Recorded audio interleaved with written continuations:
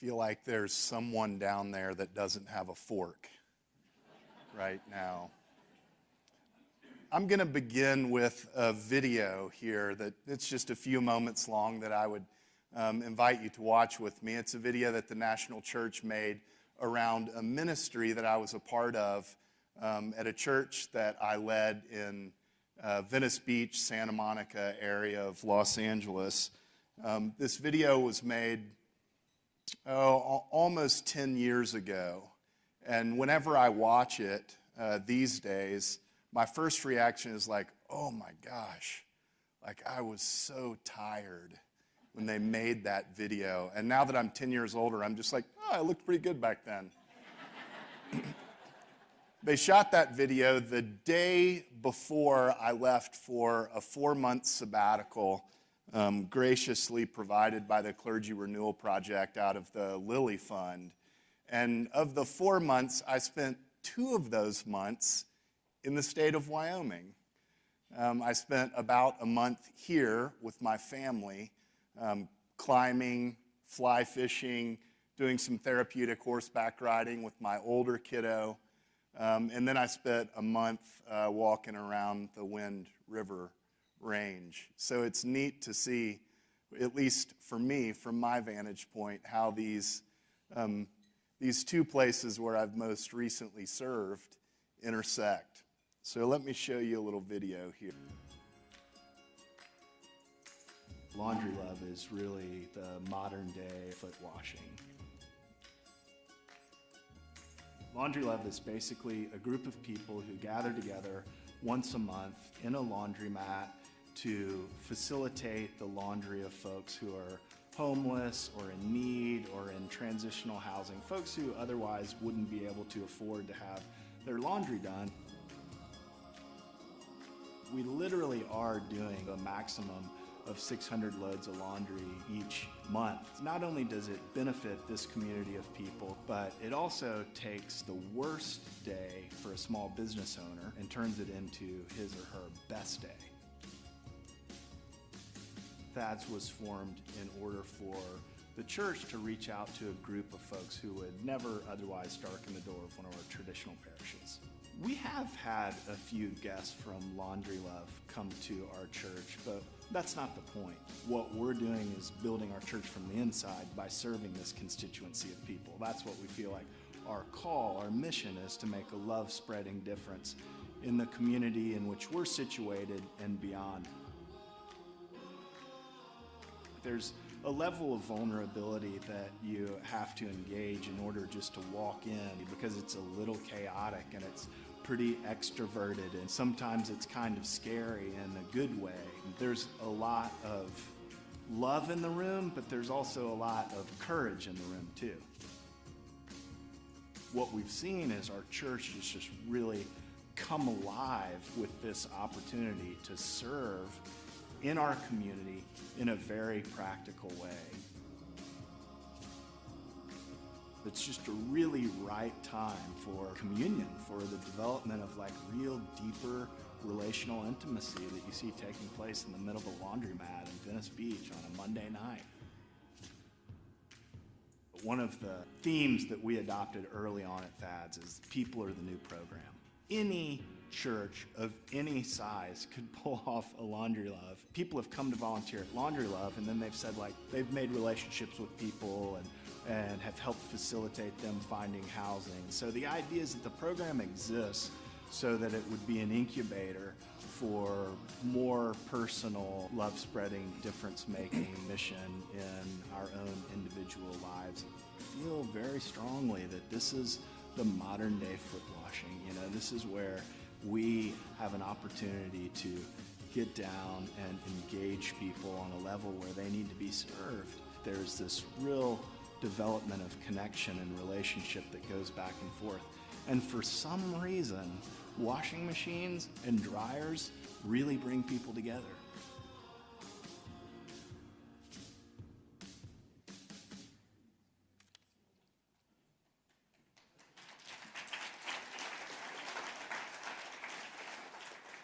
It's wonderful for me to have a chance to revisit that work. I should say, and I'm going to speak more about that specific piece of work in a little bit.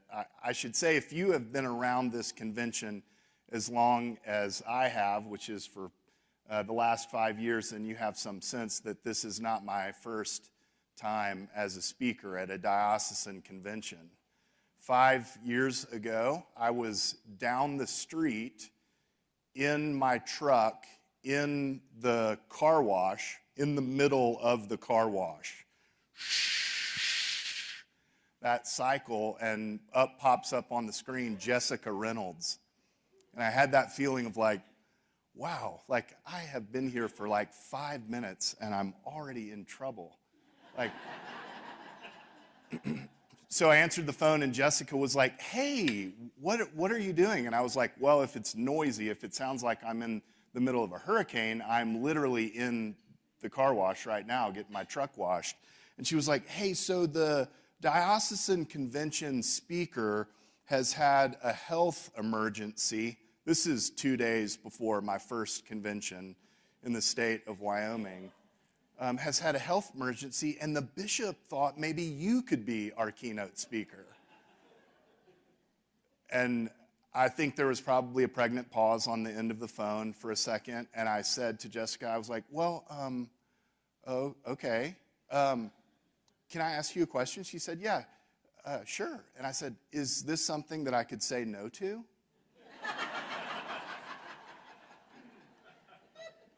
And she said, I don't think so. And I said, okay, well, sure. Yeah, I'll do it. What am I talking about? And so then I went home from the truck wash home, and I walked in and I was like, I just got this call from the diocese. They want me to be the keynote speaker. And there might not literally be enough time. Like I have 1 day and then I've got to drive to Sheridan. I think it's like a 100-hour drive from Jackson, but I don't know because I've never been here before. And this is my loving wife. She was like, I've got an idea. Here, you sit down, you start working, and I'll find a flight from Jackson to Sheridan. And I was like, babe, I don't even think those exist. And then, oh my gosh, even more loving, she was like, well, look, I know we don't know anybody here yet, but this is Jackson. Like somebody at St. John's has got to have a plane. And I was like, hon, look, I really appreciate the support, but there is no way in hell the new rector of the church in Jackson is getting off a private plane in Sheridan for his first, ever. It's not going to happen. It's not going to happen. So this is not the first time I've done this, but I should say to Paul Gordon, our new bishop, I am so grateful for the second chance. I know third time's a charm, but I'm going to try to do it for us today. I want to make a few points, and I'm going to do that by putting up some slides with phrases. I want to give you a little background of that phrase that I'm talking about, where I'm coming from, what I think about it, and then I'm going to do my very best to get practical with you. Like, this is what I'm thinking and feeling, but this is what it looks like.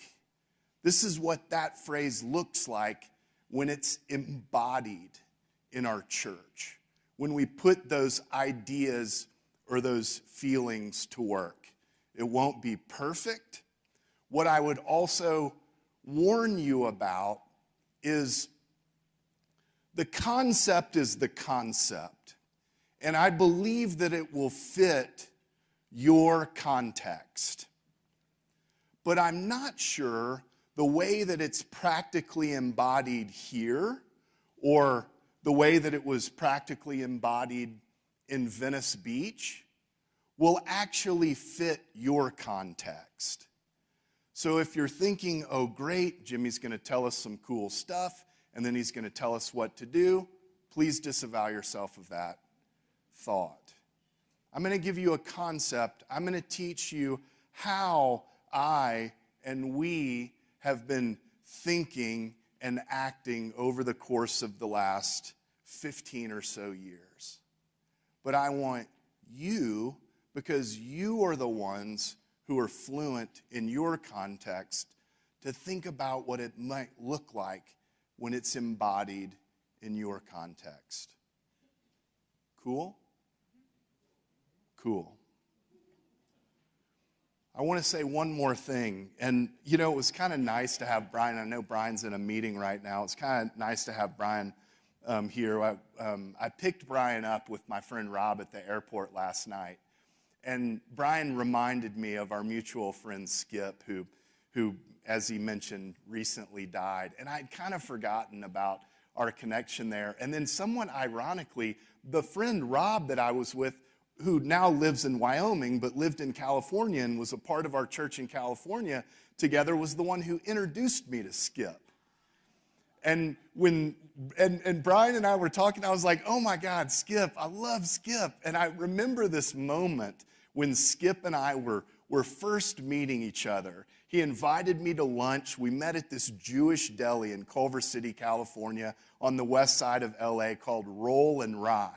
And we're sitting across this table, and, you know, they dropped the bagel chips, they dropped the pickles, the whole thing, and we're kind of feeling each other out. And Skip says, well, Jimmy, and I knew he was from the Plymouth Brethren tradition, this more conservative tradition, so I was a little anxious about that. You know how we Episcopalians can get a little anxious around fundamentalist Christianity, like, oh God, here it comes again, what am I going to say to this, like, And Skip was like, well, Jimmy, I'm kind of wondering where you stand on salvation. I was like, wow, okay.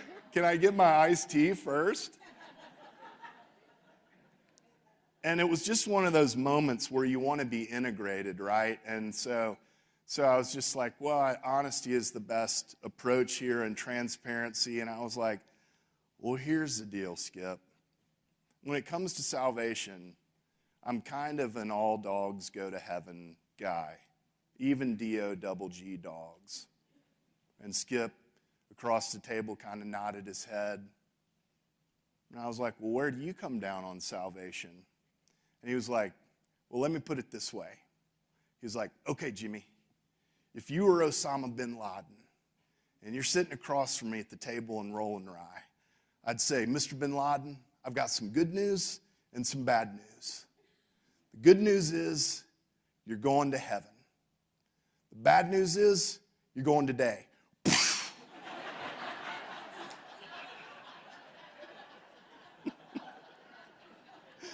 Skip was an old college football running back. He played football at UCLA. He was a little banged up, but he was a wonderful, wonderful man.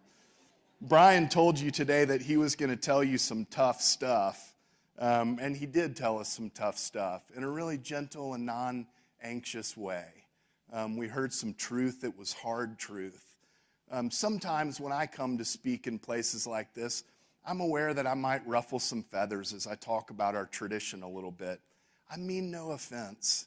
I don't mean to say that everything is broken and we need to throw it all out. I don't think the Episcopal Church is busted, but I do think there's some things that need to be revitalized, re-engaged. We need to think creatively about what we do, about why we do it, and about how we do it. And so if you find yourself at any point in when I'm talking, if you find yourself at that place where you're like, you feel offended, I ask that you would just take a deep breath. Try to be as open and curious as you can be. And then if it doesn't, if what I say doesn't have resonance to you, just leave it on the table. Leave it in the room. Is that an agreement that we can come to between us? Awesome. So let me get to this first point. You heard Brian talk about this a little bit. You heard the bishop talk about it this morning. I'm a firm believer that survival is antithetical to the Christian faith.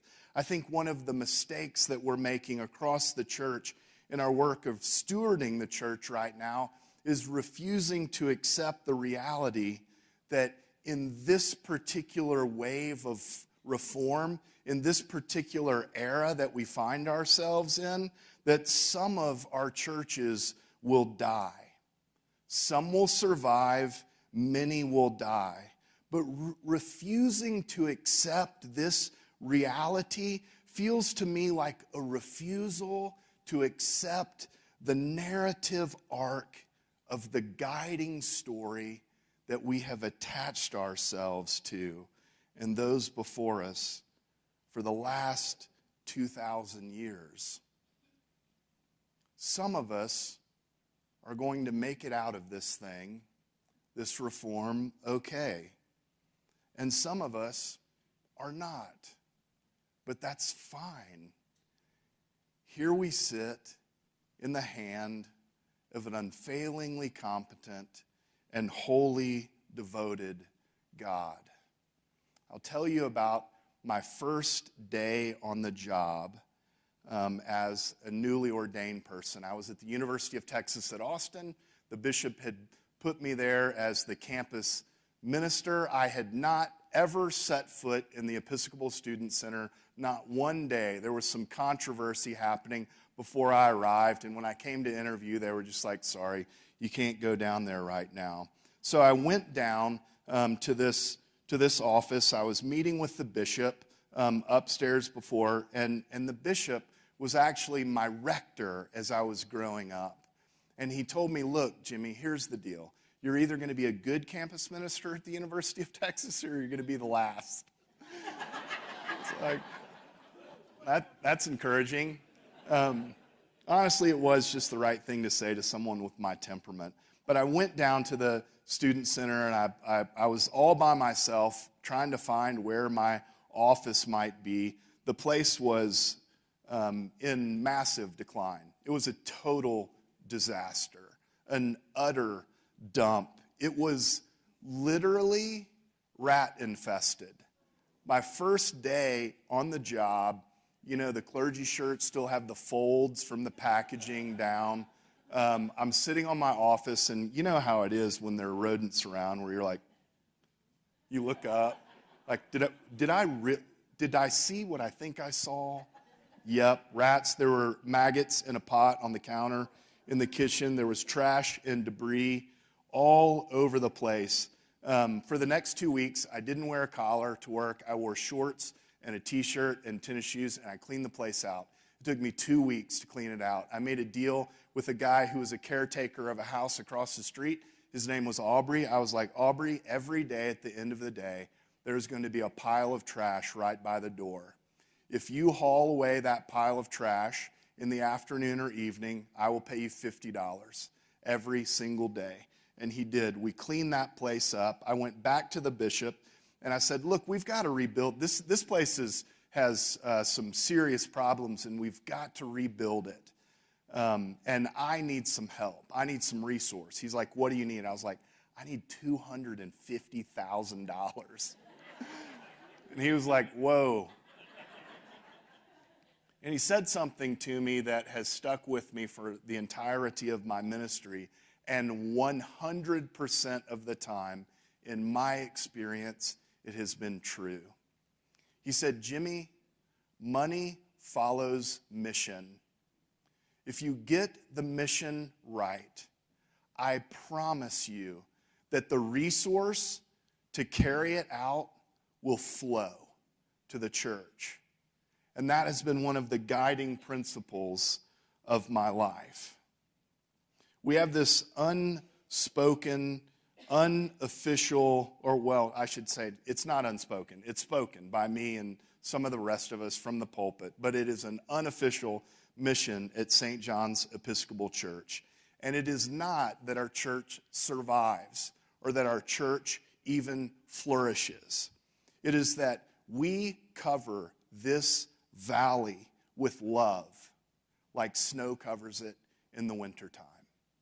I don't believe it is a mission that we will ever accomplish completely.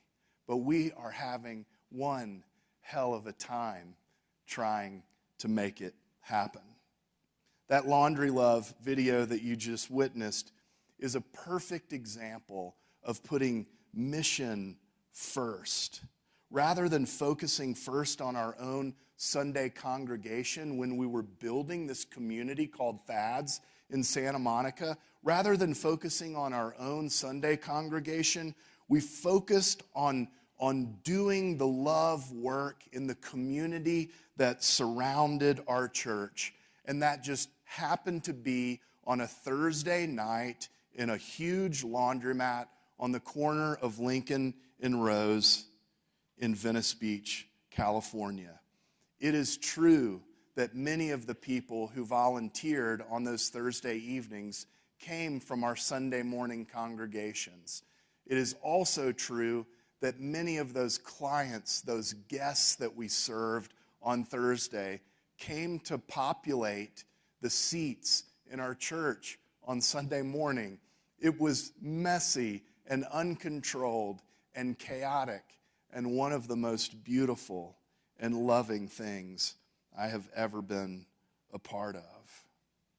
The line from our shared story that comes to my mind when I think about the hard work that we've done and the difficult challenges that we face, both in this creative work that I did in California, in the work that we're doing right here in Teton Valley, Wyoming, in the work that we're doing across the Episcopal Church in Wyoming, the line from our story that comes to my mind and settles me down is, "Fear not, little flock, for it is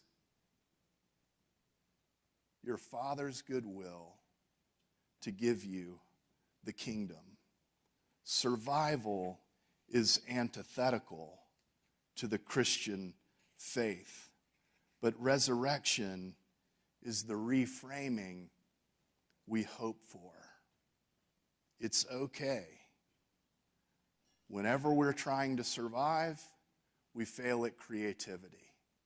Whenever we're invested in creativity and innovation, we can find ourselves flourishing as a byproduct of that intention.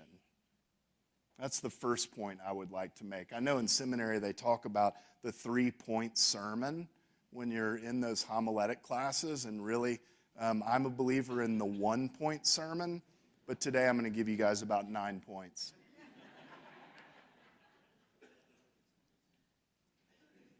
My second point is that failure is always an option. We are not NASA or naval special warfare. This advice is particularly important to those of us who are so committed to the institutional church. But it's a little tricky too, because none of us like to fail. We have some sense with all the new research around neuroscience, we have some sense about what happens in our brains when we fail. We've taken people and we've shoved them into the fMRI machine, and we've taken a look at what's going on in their lives as we narrate their failure through a speaker over and above the noise of the MRI machine. And we know that for many of us, the lower ends of our brain begin to take over when we begin to hear of our failure. We are less creative. We are less resilient. We are less able to access the areas of our brains that bring us higher function. Failure excretes the chemical cortisol in our brain, where success excretes serotonin. At the same time, at the very same time, paradoxically, we also have some sense that we do not necessarily learn a thing from our success, but rather we learn from what we don't succeed at. So this is tricky, right? We have to be conscious and train ourselves to respond positively to defeat or failure or rejection, a lack of success. There's this great Thomas Edison quote that I love. Thomas Edison would say, "I haven't failed, I've just found 10,000 ways that won't work." This is about how we orient ourselves to the remarkably unpredictable work of spreading God's love and making a difference in the lives of those we know and the lives we don't. You saw that video that we made in Venice Beach in 2014. It was a wonderful, successful ministry. We would do nearly 600 loads of laundry on a Thursday night. It was so much a part of the life of our church. John said that he has not yet witnessed me surfing. The surf in Wyoming is not that great. Honestly, people are like, well, you can surf in the river. I'm like, the river is cold. This Laundry Love experience was so much a part of the life of our church in Los Angeles that I was out with one of our candidates for ordination one day, Scott Clausen. And Scott and I were bobbing up and down in the surf break on our boards, and I could tell he kind of had something to say to me, that he wanted to talk about something. And I was, like, well, what's on your mind, bud? And he was like, well, I was kind of thinking, before you go on sabbatical, we've got my ordination and all that. And I was like, yeah, what's up? He was like, well, I was just thinking about this fact that we're ordained deacons and then I'll be ordained a priest later. And I was like, okay, spit it out. What's going on, Scott? And he was like, I was wondering if I could be ordained deacon in the laundromat. And I was like, Scott, that's one of the most beautiful ideas I've ever heard in my entire life. We rode away then. We walked to the car. We squirreled out of our wetsuits, put the boards on top. We sat in the front seat of our car. We called the Bishop of Los Angeles, and he was like, hey, what's going on? Why are you calling me on a Friday? I was like, hey, sorry to cold call you here. Thanks for answering. I'm sitting here with Scott Clausen, and we were talking, and we were thinking about his diaconal ordination, and maybe we would do it in the laundromat at Laundry Love on a Thursday night. And he was like, let's do it. We did it. It was one of the most beautiful things I've ever seen. The Huffington Post picked it up and said in 2014, it was one of the top 10 things that religious communities had done in that year. It was wonderful. You know what else? Laundry Love doesn't really work here. We've tried it. It failed. It does work in Teton Valley, Idaho, just over the mountains where Joanne and Larry and some others have picked it up there. But it doesn't really work in Jackson. And I don't exactly know why. Maybe we're too proud. It just didn't work. At the beginning of the summer, we were so excited. Everyone was vaccinated. Our visitors were coming back. We're like, this is great. We're going to have a family reunion at St. John's. We're going to have everyone back. We're going to have live music, games for the kids, fried chicken, sweet tea. Ugh, I hate sweet tea. But you have to have it when you have fried chicken and all of that stuff. I thought it was going to be awesome. We thought we would have somewhere in between 300 and 400 people there. About 75 showed up. It just didn't really work. We've had failed attempts at racial reconciliation. We regularly fail our youth here at St. John's for some maddening reason. We've even planned church ski days that have failed. I mean, if you can't plan a ski day in Jackson Hole, Wyoming, I don't know where you can. But for some reason, they just haven't worked. We had an awesome summer concert series planned for the Chapel of the Transfiguration up in the park. You can picture it in your mind.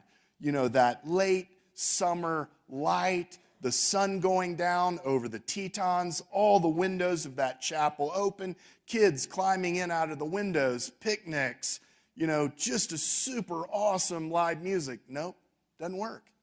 I don't know why. People are like, maybe folks just don't want to drive the 15 miles to the Chapel of the Transfiguration for live music. And I was like, okay, but they do on Monday night for the Hootenanny that's literally right across the river. Total failure. Total failure. Building a culture of willingness and resiliency around failure is critical for those of us in mainline denominational Christianity, especially in rural and small city America. If I had a nickel for every time I've heard in one of our staff meetings or one of our vestry meetings at St. John's, well, that didn't work, then we wouldn't have to have a capital campaign to rebuild Browse and Buy.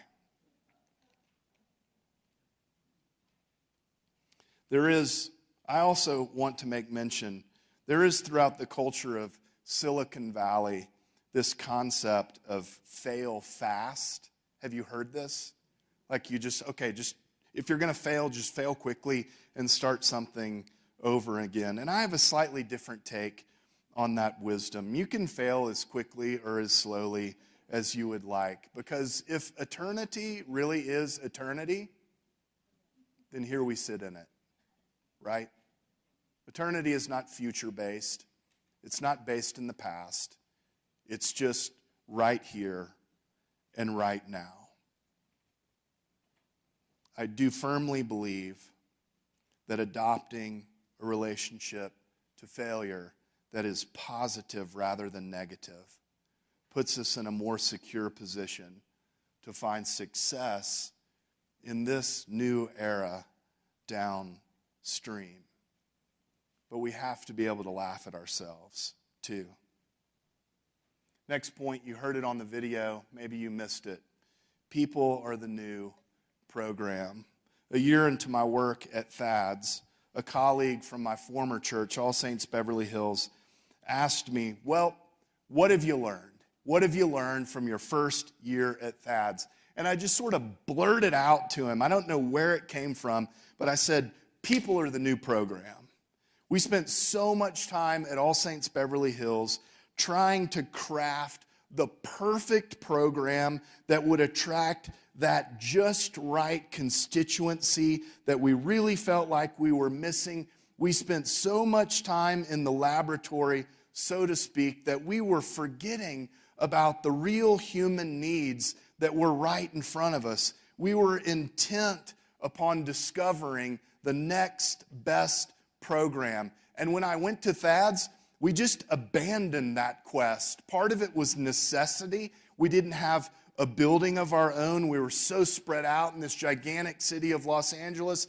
It was really hard to pull off any kind of large-scale program because of the pressures of traffic. So we took this approach in investing into the lives of the people who showed up. And sometimes there were a few, and sometimes there were many, but we were always intent upon connecting with them. I had this shtick when I was in Los Angeles, and I really regret that it doesn't work here anymore. The context change just doesn't work out, but I'd be at a convention or a clergy conference somewhere, or folks would be talking about this new program or that new program, about how this new thing, we're going to lead even more people to new Christ and even a newer program. And somebody then would ask me what we were up to with a tone of like, you know, you probably don't know what you're doing and you're casting about. And I would respond to them, look, guys, I'm just a simple country preacher. I don't know anything about your big city, fancy program, ministry ways of things, but we are focusing on doing what we were called to do, baptizing those babies, pastoring their parents, loving on our parishioners, marrying those who are young and in love, serving those who seemed in need of support or nurture or care, and trying to give a better than average sermon on a Sunday morning.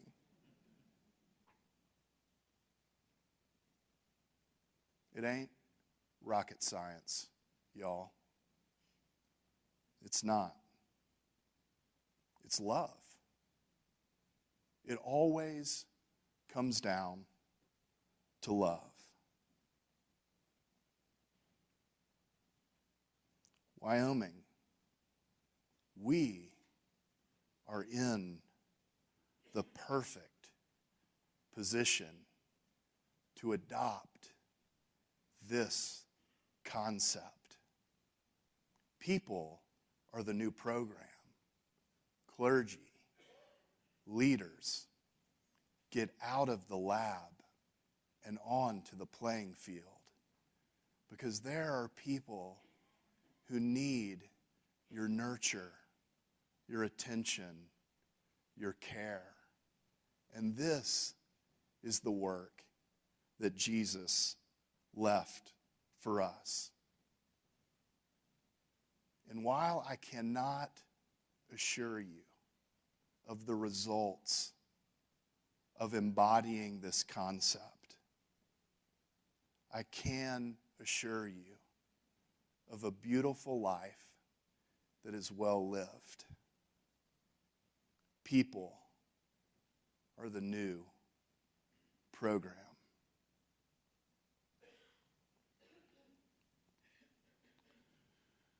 Point 4. Pace and tone matter. I can tell you that I have likely read more books and articles and gone to more conferences and listened to more podcasts on leadership than almost anyone else in this room. If it's on leadership and it's been published, I have skimmed it. I can get you from good to great. I can help you think from fast to slow. I can get you to dare greatly, talk to you about 7 habits and how you might win friends and influence people. We can go over the 5 dysfunctions of a team together. We can own things the Navy SEAL way. We can lean in. We can start with why. We can talk about the art of leadership and how to do it adaptively. I have been around the world on this leadership stuff, and some of it is good. In all of those books, podcasts, articles, there's something that's missing, something that's not talked about explicitly that I think should be talked about, and it's pace and tone. We live in this hurry, hurry, worry, worry, ping, ping, ring, ring, ding, ding culture. And frankly, I believe it is killing us. The pace that we have allowed others to force upon us is unrealistic and unhealthy. I said the phrase earlier that's become so important to me. Here we sit in eternity. It grounds me. It slows me down. If you read those stories in the Gospels about Jesus and his disciples moving from place to place, what you read is that Jesus is a meanderer. He oftentimes ends up off the path that would be the quickest route, right? Simon and Thaddeus are looking around. Where did he go now? Oh, he's like sitting down there trying to get a drink of water from a woman. He's not even supposed to be talking to her. What's going on? Pace matters. Human to human relationship and human to God relationship is mostly slow and utterly inefficient. Efficiency is a value of the world, but it is not a value of the kingdom. Slow it down, y'all. I can get thoroughly absorbed in my work, and I love what I do. But part of that absorption is that I too can get caught up in this achievement-oriented culture that is forced upon us. When I find myself stuck in that hurry, hurry, worry, worry world, I do one of 2 things. This is where I'm getting practical with you. I do one of 2 things.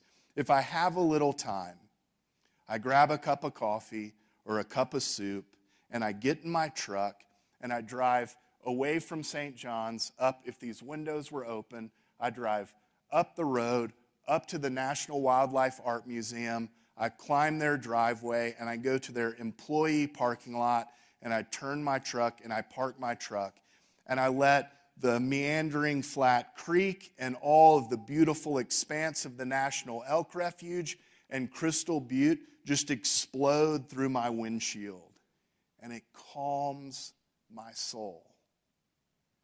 No matter how hard or how busy or how stressful or how anxious the morning was, it works. It works 100% of the time. And I know I come back a better priest, a better friend, a better colleague, a better leader. If I don't have that half hour to hour, then I take a walk around the exterior of the campus of St. John's Episcopal Church. And I remind myself that love-spreading difference makers in the name of Jesus have been seeking to make a difference from this campus for over 100 years. And that need to hurry, worry, just seems to dissipate. The bishop referenced a poem this morning that I'll reference again, Wendell Berry's Manifesto. What I remind myself of, and what I love to remind our staff and our vestry of, is like, we're planting a forest here. We're planting trees. Many of us live in communities where we're cultivating hay. But the work of the Christian, the work of the missionary, is a forest planter. It takes time and patience and discipline and grit and endurance and a positive attitude.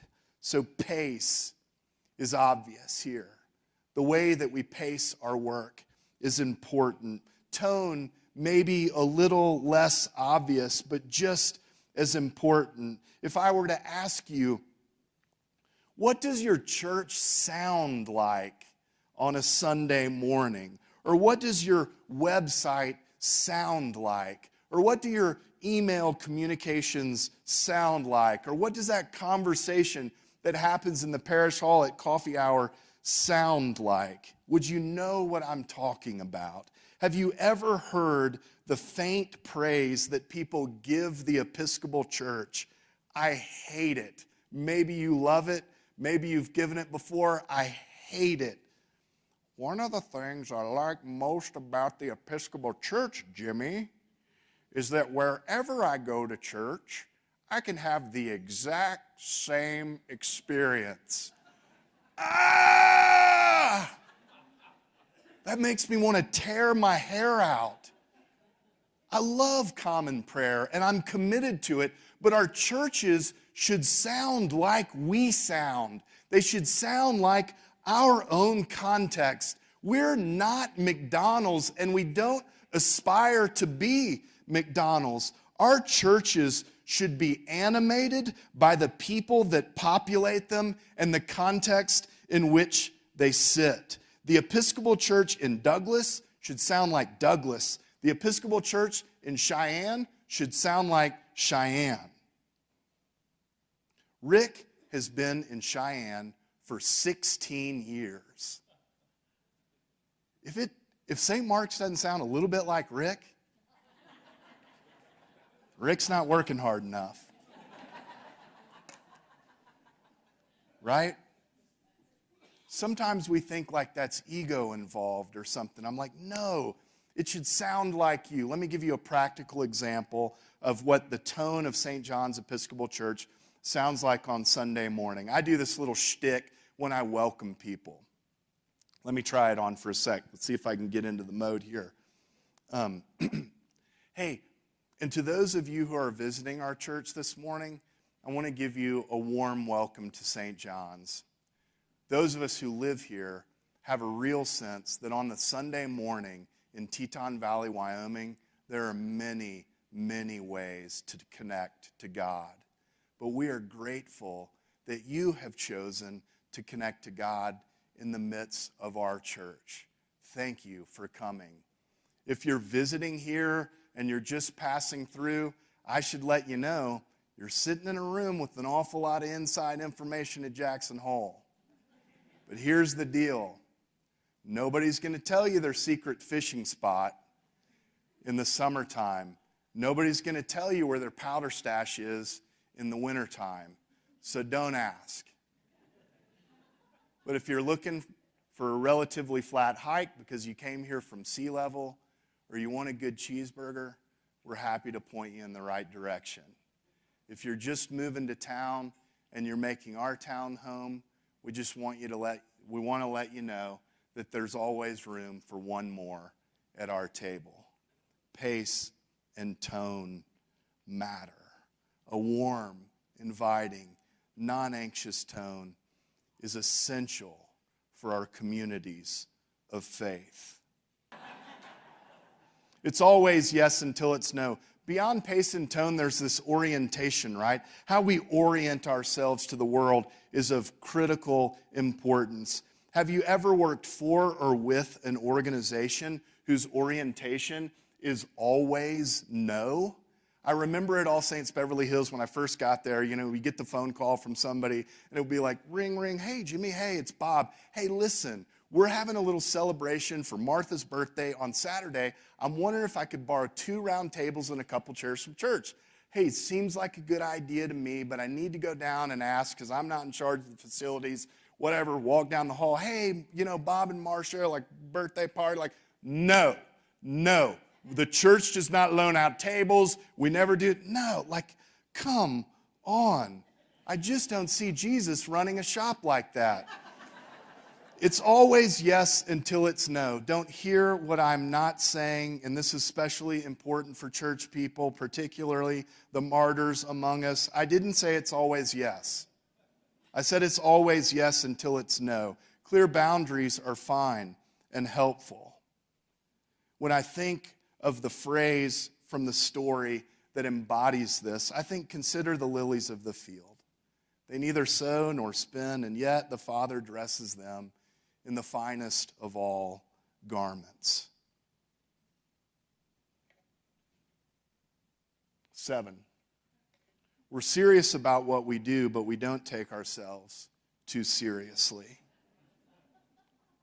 This is a bit more on orientation, right? How we orient ourselves to the world, how we orient ourselves to God's work in the world is so important. Have you noticed that in American Christianity, the tone is severe and cold? That believe right, behave right church seems to bring us down for understandable reasons. When I began my ministry in the Episcopal Church over 20 years ago, you could really see this in Lent. We're so serious and severe in Lent. And now, almost or a little bit more than 20 years later, you can see it in Lent and Advent. Like we added it. I'll give you a practical example of what we need. When I was at Thad's, I'll give you 2 practical examples. When I was at Thad's, we were trying to figure out what we were going to do for Lent. How are we going to introduce Lent to all these spiritual but not religious people that were coming to our church? And how are we going to explain the concept? And I was just so frustrated with the institutional church. I'm an 8 on the Enneagram, so I'm always trying to knock something over and see if it doesn't break. And I was like, you know what? I think we should just give it up. We should just give everything up for Lent. Just give up Lent for Lent. Let's give it all up. And people were like, wow, maybe we're on to something here. I mean, there is an aspect of Lent that is the turning over of ourselves to God. So you know what we did? We went online and we ordered 400, these foam fingers that you have? We ordered 400 foam fingers. On one side of the foam finger, it had our Thad's logo on it. On the other side, it had Give It Up. And on that first Sunday at Lent, I was like, here's the deal, I'm going to give you a little surprise. It's a foam finger, and I put it on. I wish I still had one. Our last one broke 2 years ago. This is a season where we're focused on giving ourselves over to God. And when you get anxious and worried, I want you to put this foam finger on. I want you to wear it around the house. I want you to wear it when you're in traffic if you won't have an accident.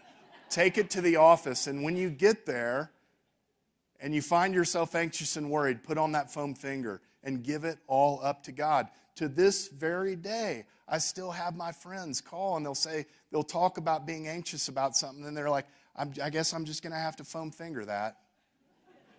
I'm like, yes. I'm going to, break a little surprise for those who are here volunteering from St. John's. So you need to keep this secret until Advent. We were like, what are we going to do for Advent this year? God, it's been such a crazy summer in Jackson, and these last 20 months have been so hard. And we were like, we just need like a slow and steady Advent. We just need to slow down and calm down and breathe. So on the first Sunday of Advent, everybody who comes to St. John's Episcopal Church is going to get a turtle. The kids are going to get a little plastic squishy turtle. It fits in their pocket or their backpack. The grown-ups are going to get a little felt turtle if they get out of a shipping container in the middle of the Santa Monica Bay right now. And I'm going to tell everyone, I'm going to say, keep this turtle in your pocket. And when the holidays break in and you start feeling rushed and you start feeling crazed, I want you to put your hand in your pocket and I want you to touch that turtle and I want you to think slow and steady Advent.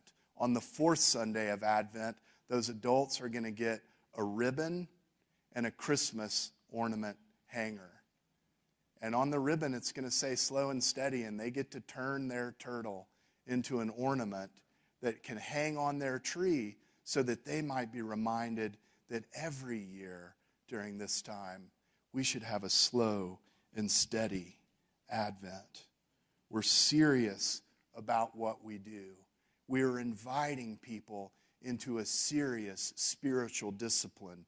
Give your cares, concerns, and worries over to God, but do it with a foam finger. Slow your pace, clear your mind, become grounded and serene, but do it with a turtle in your pocket. We're serious about what we do, but we don't take ourselves too seriously. You heard Brian say this with different words today. We become so focused. Brian used that metaphor of being checklist Christians, checklists that we check things off for God. He talked about a nervous God, like, I just need a prelude. I need a couple more hymns. I need someone to pray a Eucharistic prayer on day 6. He starts jonesing for it like he needs another Red Bull or something. No, we're turning it upside down. We're Monday through Saturdays followers of Jesus who happen to get together at church. The way that we orient ourselves to the work, the way that we orient ourselves to the embodiment of the Christian faith is of critical importance. I'm going to tell you a quick story about this, how it happened at Thad's in Santa Monica. So in an effort to turn the model upside down at Thad's, instead of bring a friend to church Sunday, have you ever done one of these? Do you remember the decade of evangelism in the Episcopal Church? And they were like, bring a friend to church, bring 2. It was a bit of like a pyramid scheme at the church. Like, we could double our size in 1 week. We could add 20% if just 20% of you brought a friend. We were like, no. We don't do bring a friend to church at Thad's. We do bring church to a friend. So we're like, on Sunday, April 12th, we will not be having church. There will be no service here, and it is your job to take church to a friend. Embody it. Embody the Christian faith. My friend Steve Turner called me. He said, I think I know what I'm going to do. I said, what are you going to do, Steve? Steve's a big, tall lawyer. He's about 20 years older than me. He played college basketball. He's like, here's the deal, man. I pulled into the gas station. Steve drives this Mercedes, and it's a little banged up because he's not a great driver. He drives this Mercedes. He pulls his Mercedes into this gas station. He said this big African-American man was moving toward him with the spray bottle and the rag. And he led with the most beautiful words. He said to my friend Steve, I'm big, but I'm not bad. I'm wondering if I can clean your windows for a little tip, a little exchange. And so Steve said, sure, he went to gas up his car. And in that moment, Steve recognized this guy as a guy named Lewis Brown, somebody he had played college basketball against.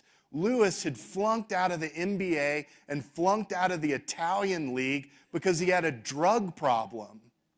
And he ended up homeless on the streets of Los Angeles. So Steve calls me up and he says, I'm going to go find Lewis on the streets of Hollywood. And I'm going to tell him that I recognized him. And I'm going to tell him that I admired him as a player. And that I love him and that God loves him too. He literally did this. He went and found Lewis Brown on the streets of Hollywood.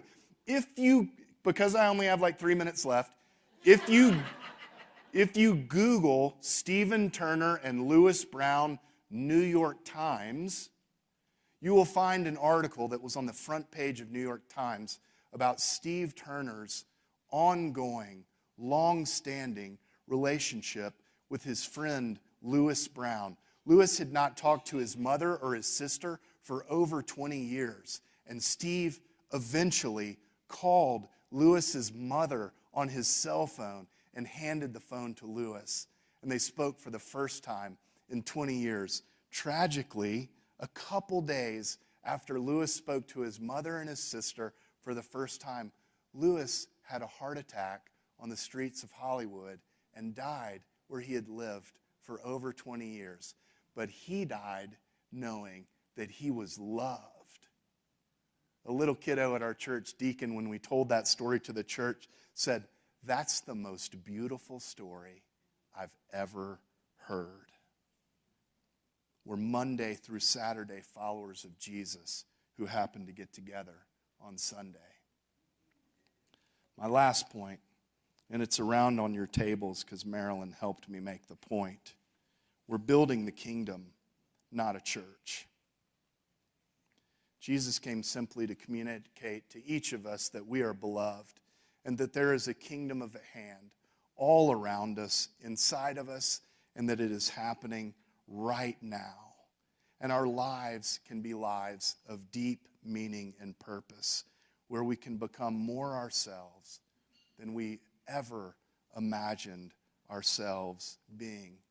If you find yourself, hammer in hand, intent upon building or rebuilding the church, I encourage you to put down the hammer, to pick up the sack of seeds, the seeds of love, and to spread them as generously and liberally and imprudently as the sower does in the parable. To have some measured sense that when that seed leaves your hand or your mouth or your heart, that you are no longer responsible for where it falls and how it grows. Your work is simply to sow the seeds of love generously, liberally, and imprudently as the sower does.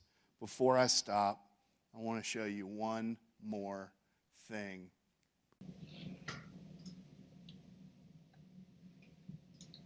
I'll be fine. I'll do it. Well,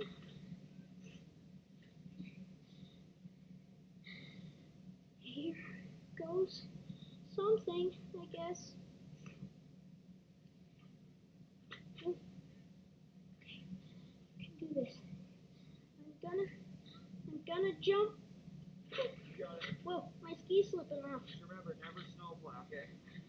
No snow house. Keep it straight, you'll be fine. Okay. Straight. Do you go faster on the end run? A little bit. A little bit? Yeah. Is it any steeper, do you think? Not much? Same steepness, it's just longer. Well, just longer. Just longer. Just a bigger 20, that's all. Yep. Have It's fun. a bigger 20. I got it.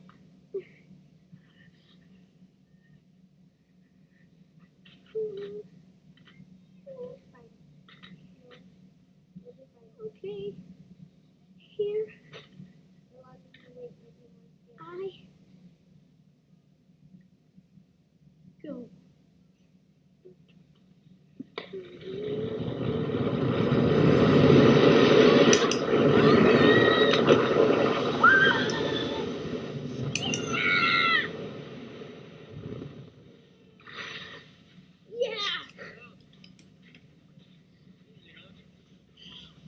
just the suspense at the top with the first time freaks you out.